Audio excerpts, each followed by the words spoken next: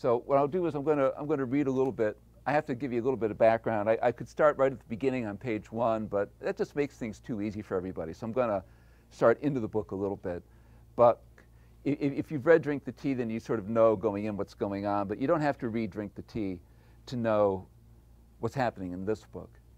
My detective is a guy named Willis Gidney. And he grew up without parents or a home in Washington, D.C., and he went through the juvenile justice system. So he knows what that's like. Now, during Drink the Tea, he finds an abandoned child. And even though he doesn't want this to happen, the child sort of gets sucked into the system. And he's standing on the sidelines waiting to see if anyone's going to come forward and adopt this kid, and that's not happening. So Willis Gidney, who's unmarried and a private eye, decides, okay, I guess I have to step up and take care of this kid. So when a computer hacker named Rush Gemelli approaches Gidney and says, I want you to commit a felony for me, a small felony, I mean, not a real big felony, just, you know, a little one, then Gidney initially tells him no. But then when this child gets in trouble, he realizes he needs the money to hire a lawyer to keep this kid safe. So he says, okay, reluctantly, he says, all right, I'll commit a felony for you, thinking it's just a one-time deal and that's going to be the end of it. And of course, that's not exactly what happens, but he doesn't know that. So Gemelli's father runs a motion picture lobby in Washington, D.C. And Gemelli hires Gidney to break into a warehouse that's an enormous hub of pirate videos. So where we're picking this story up is where Gidney's breaking into the warehouse. Can everybody hear me okay? In the back, can you hear me okay? So, I'm getting some so here. Will you raise the volume just a little bit? Maybe? Okay. All right. So, the Rottweiler heard me coming. The metal cleats on my shoes clicking on the concrete. His clipped ears edged forward. Good. A deaf dog would have meant trouble. He stared at me through the fence, as quiet as the night around us. No barking, no flashing of teeth. He just stood there, frozen, waiting. It was much scarier that way, and instinctively he knew it. He tensed when I opened my backpack. I snatched a gray plastic box the size of a garage door opener and pointed it at him. He tilted his head a bit as he tried to figure my game. I pressed a small button. The Rottweiler fell over sideways, out cold. Well, he looked a little tired. A runner's store had sold me the box, a nice little device that sends out an ear-splitting shriek. Ear-splitting for dogs, that is. A handy gadget to keep the dogs in the park from chasing you. And now that I'd altered its circuitry, it was even handier. The warehouse stood in a row of identical buildings in Alexandria, Virginia, near the train tracks and close to Washington National Airport. At night, the neighborhood was quiet. Nothing moved. Beyond the low, flat rooftops across the Potomac River poked the top of the Washington Monument. Next problem, the fence. 12 feet high, topped with a spiral of razor wire. I could have cut my way through, but Rush Gemelli had wanted no traces of breaking and entering. I took a quick look around. Apart from a rusted-out Chevy missing its front wheels, the streets were empty. Out came the roll of lightweight titanium mesh. My cleated shoes made scaling the fence easy. At the top, I unrolled the mesh, then clambered over the razor wire without shredding myself. Down the other side, I stuffed the mesh in the backpack and exchanged the cleats for sneakers, which were considerably more quiet. I edged past the Rottweiler, found the wire lead he spent the day tied to, and hooked him up. Hard to say how long he'd been napped, and I hate unpleasant surprises. The alarm box was right where it was supposed to be. The company that made it has a helpful tech support section on their website, complete with schematic diagrams. I checked it against the information Rush Gemelli had given me. Next came the portable soldering gun and a Y-shaped piece of wire I'd made earlier, the copper ends of which I now attached to a circuit board deep inside the box. Now I could unlock the door's 3 locks without any distracting alarms. 3 locks. Whoever paid for the alarm and the Rottweiler and the razor wire had been anal retentive enough to lock the door 3 times. It promised something good on the other side. The locks were easy. I went through them in under 10 minutes. Back in the day when I'd worn rubber gloves, I'd still have been fumbling around. I'd switched from gloves to a quick-drying liquid polymer, which I brushed on my fingertips. They kept their sense of touch without leaving any telltale prints. Brief pause here.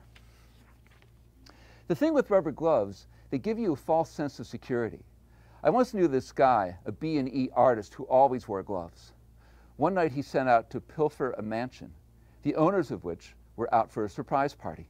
So of course, they came home hours early and the surprise was on him. Now, when he tears through the back door and out the yard, he snags the glove on the fence. The cops come and lift a whole set of his prints from the inside of the glove. Besides, I hate the way rubber gloves look. They just scream, I'm a burglar. I placed my hand on the warehouse doorknob, took a breath, turned the knob, and opened the door a crack. The gloom of the warehouse was pierced by the flashing green eye of Disarm Systems' keypad. I didn't walk in, not just yet, because if I had, I would have stepped on a weight sensor beneath the floor, which would have made all my precautions worthless. I gripped the top of the door and pushed off, swinging past the floor sensor. Then I dropped softly, cat-like, you might say, to the other side and pushed the door shut. And that was it. I was inside. Not for the first time, I wish someone had come with me. I'm not a show-off, but it's nice to have someone along to ooh and ah. Unfortunately, B&E is either a solitary affair or done with a bunch of hard cases who aren't given to expressions of wonder. A few minutes of searching and I found a labeling station equipped with an industrial-sized container of superglue, sheets and sheets of labels, a scanner, a color printer. I also found 26 disc burners burning off copies, most likely illegal. 26 burners? This was pygmy piracy. Small-time stuff, but maybe enough to help Rush. I wasted a moment watching the numbers on the blue LED counters tick past. These machines were 40 minutes into whatever they were copying. I didn't know how much longer the disc would run before someone showed up. I planned to be long gone before then. I scribbled down some of the serial numbers from the backs of the disc burners and ejected a few samples of the pirated videos. If Rush didn't want them, Lily might, but I doubted it. The market for pirated videos was exclusively new films. For Lily, Hollywood stopped making movies around 1961. With the discs stuffed in my backpack, I checked everything, making sure all was as I'd found it. As I strolled to the door, I thought about the drive home. WPFW would be finishing their Rhythms of the World program, and then Rusty Hassan's Jazz Overnight. Or I could pop in an old Oreos game. I have a bunch of them burned to CDs. I felt the satisfaction of a place well burgled as I approached the door. Just then it swung open, the silhouettes of two men pointing flashlights and guns, and one of them shouted, "Fleas!" So that's my guy. Thank you.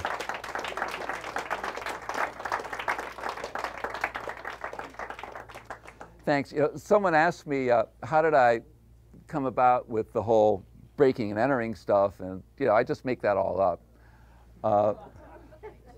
We were working on some film at a correctional facility, and we had a part of the yard where there weren't any prisoners, but the prisoners could see what we were filming. And we were filming something for the guards to watch, to help them be better guards, and what to do in case of an attempted escape. And so the director is telling this actor, okay, run up to this fence, and the fence has got razor wire on it. And the director says, okay, now go over the fence. And the actor's saying, well, how am I going to do that? And the director says, I don't know. Use your coat. So he's wearing this heavy coat. He throws it over the razor wire and climbs over the fence. And all the prisoners on the other side are just, they're all going, oh, okay, yeah, that's good. So I thought, well, instead of razor, instead of a coat, use some titanium mesh, much more lightweight. So that's how I did that. I am at your disposal to answer any questions. If I don't know the answers, I'll be happy to make something up on the spot. So please, don't be shy. Raise your hands. I know you're all itching to ask me things. Anyone? No? Okay. Yes? Where do you come up with the polymer thing on the hand? Where do I come up with the polymer on his fingertips? It's not his whole hand. It's just his fingertips. Yeah, and then the fingerprints on the reverse of the rubber glove. Well, the thing on the rubber gloves, I'd heard a cop told me about that one, that you can lift a print from the inside of a rubber glove. The liquid polymer on the fingertips, just as a hobby, I like to play bass guitar and upright bass. And sometimes I get these really wicked blisters on my fingers. And a friend of mine told me something called New Skin. It's an actual product out there. It's a liquid polymer. And so I thought, oh, I can protect my fingers, from these blisters. And so I'm brushing it on my fingertips and going, hey, cool. I can put no, there's no print. But you can't see it because it's, it's transparent. So that's how I got that. I just file all this stuff away. I mean, my brain is like this enormous wastebasket that's like just full to the brim of stuff like that. Yeah, useless details. I know lots of useless details. Another question? Yes, sir. How does being a visual storyteller relate to telling a story through the written word? And is there an interplay there between those two? Is there an interplay between being a visual storyteller in film, you mean? Yes. And being in the written word? Yeah. I think that what I try to do when I'm writing this stuff is write it in a way that you can see it happen. And I think that working in the film business helps me do that because I've seen so much happen through the viewfinder of a camera that has a big impact on the way that I'm writing. So I'm trying to write things visually. There's a lot of interior stuff too. I mean, it's not all out there. Especially with Gidney, it's first-person narration, so you get to learn a lot about the way he thinks and the way he reacts to things. But yeah, it does have a big impact, certainly. Yeah. Yes, Judy. When you were young, was your passion to be a writer, or was your passion to be a filmmaker? Okay, this question is, when I was young, hold a second. Wait just a moment here. When you were a young boy. When I was a young boy, it was my passion to be a filmmaker or a writer. And I'd always been interested in both. I mean, I was sort of developing the skills concurrently. But as I got older, I decided, I had like three objectives in life. One of them was to play bass in Frank Zappa's band. That was like one of my things that I really wanted to do. I wanted to be a filmmaker because I loved photography. And I also loved writing and I loved reading. So they all sort of, the bass player for Frank Zappa it didn't happen for me. I'm sorry. Yeah, I know, it's a drag. But the other things, sort of were happening concurrently. I was writing all the way through high school. I wrote my first novel in my 20s when I was in college. And so it's something that I've always wanted to do. I read my first private eye novel when I was 18 years old. I was a freshman in school at USC in Los Angeles. And a friend of mine handed me a copy of Farewell, My Lovely. And I'd never read anything like that before. It made a huge impact on me. And I knew right then and there that this is what I wanted to do. I wanted to write a private eye novel. And now I'm working on my third private eye novel, so I'm real happy about that. And is one, are you more interested in one than the other now, or are they both, are you still sort of parallel? Am I more interested in filmmaking or writing at this point? They kind of parallel each other. I mean, at this point, in terms of making a living, filmmaking, yes. But the filmmaking really helps in the writing. I mean, one of the things I love about the job is that I'm able to go places I wouldn't ordinarily go and see things I wouldn't ordinarily see, meet people and hear their stories. And that, to me, is like a huge benefit to working in the film business. And a lot of the stuff that I've learned is stuff that I've learned from working on cop shows, working with police officers around the country. So that's been a great thing for me. Yeah. Yeah. Yes, Seema. What does it come first to you? Picture or the word? Well, does the picture or the word come first to me? I think I just try to imagine the scene in some way. Visual. Yeah, I think I'm thinking about it visually, but also I'm thinking about it, maybe even before that, I'm thinking about it emotionally and what's going on for the people that are in the scene. And, how can they sort of make each other pissed off? Because conflict's really the medium through which story is told. And if everyone's getting along with each other, I got nothing. So I'm thinking that, like here's what my hero wants in this scene. He's got an objective. And so something or someone in the scene has got to be thwarting him. And then one of the two of them is going to win out. So I sort of think about it in very basic terms. And then I try to think about, well, what else is happening in this scene to make it more interesting? Yes.